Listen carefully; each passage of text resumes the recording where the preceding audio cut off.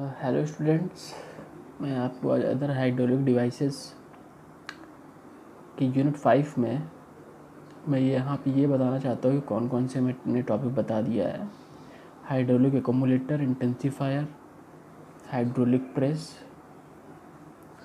Press, crane and hydraulic lift, hydraulic RAM, hydraulic coupling नहीं हुआ है, टॉर्क कन्वर्टर नहीं हुआ है, एयर लिफ्ट पंप नहीं हुआ और जेट पंप नहीं है। ठीक, तो मैं आज coupling, torque converter, air lift pump और जेट पंप, ये 4 टॉपिक जो मुझे कवर करने हैं, इसमें से आज एयर लिफ्ट पंप की वर्किंग मैं आज आपको बताता हूँ। ठीक, यहाँ पे देखिए, बेसिकली एयर लिफ्ट पंप में क्या होता है कि एयर लिफ्ट पंप का यूज़ करके किसी स्पेसिफिक डेप्थ के वेल से या सम्प से क्या करते हैं, वाटर लिफ्ट करते हैं। ठीक, यहाँ पे एक डायग्राम में दिख रहा है, ये एक सम्प है, इसमें स्मॉल h हाइट जो है वो height of static water level above the tip of the nozzle represent कर रहा है, ये नोजल है।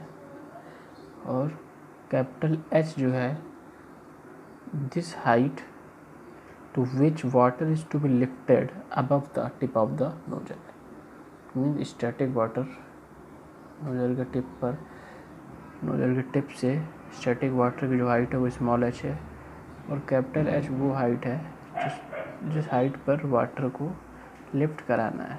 ओके, अब यहाँ पे चूँकि अब कैसे वाटर लिफ्ट होगा, बेसिकली क्या वर्किंग है, क्या फंक्शन है, यहाँ पे हम देखते हैं।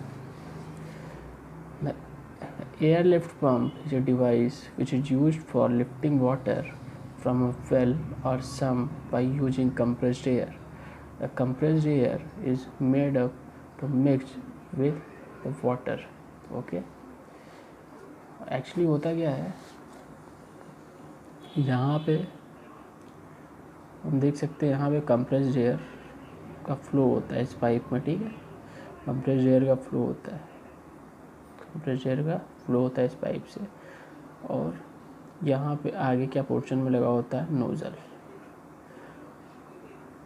ठीक, और नोज़ल किससे कनेक्टेड होता है, उस पाइप में कनेक्टेड होता है जिससे कि हमको डिस्चार्ज मिलने वाला है।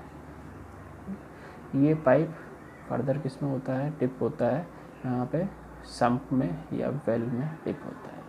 ठीक, इस नोज़ल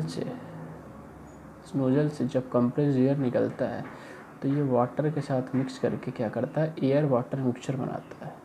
ये सब एयर वाटर मिक्सचर है यहाँ पे इस पाइप में, यहाँ पे आप देख सकते हैं, ये सब एयर वाटर मिक्सचर है। ठीक, तो ये जो एयर वाटर मिक्सचर जो बनता है, क्या होता है, एयर वाटर मिक्सचर की डेंसिटी प्योर वाटर की डेंसिटी से कम होती है, जिससे क्या भी होता है कि जो लाइट डेंसिटी का एयर वाटर मिक्सचर की जो कॉलम होती है वो ज़्यादा हो जाता है, और उस ज़्यादा कॉलम को ये वाटर के कम हाइट का कॉलम क्या कर लेता है, बैलेंस कर लेता है। ठीक, बैलेंस कर लेता है, जिससे क्या होता है, वाटर लिफ्ट हो जाता है और कम कॉलम ऑफ प्योर वाटर की केवल ज़रूरत पड़ती है। ठीक, यहाँ पे देख सकते हैं जो चीज़ मैंने बोला है, density of this mixture is much smaller, hence a very small column of pure water can balance a very long column of air water mixture. This is the principle on which air lift pump works, and the above figure shows the air lift pump. A compressed air is introduced to one or more nozzle. Okay, यहाँ पे जो आपको दिख रहा है एक nozzle, ये एक या दो से ज़्यादा नोज़ल यूज़ कर सकते हैं कंप्रेस्ड एयर की सप्लाई करने के लिए। वन और more nozzle at the foot of delivery pipe, ये फुट है, ये क्या है, ये फुट है, फुट ऑफ डिलीवरी पाइप, इस फुट ऑफ डिलीवरी पाइप में क्या लगा हुआ, नोजल लगा हुआ है, नोजल से एक पाइप लगी हुई है जिससे क्या हो, एयर कंप्रेस्ड एयर फ्लो होगा, ठीक। Hence, the long column of air water mixture forms in delivery pipe, and very small column of pure water can balance a large column of air water mixture, and this air water mixture get discharged through the delivery pipe. Okay, large column air water mixture को कम column वाला pure water balance कर लेता है, जिससे कि हमको water discharge मिलता है डिलीवरी पॉइंट पे। Okay, note one point is to be remarked, when compressed air supply stops, then for the airlift pump will deliver no water. For continuity of airlift pump function, compressed air is must. Let us be assumed that the small h, here is a small h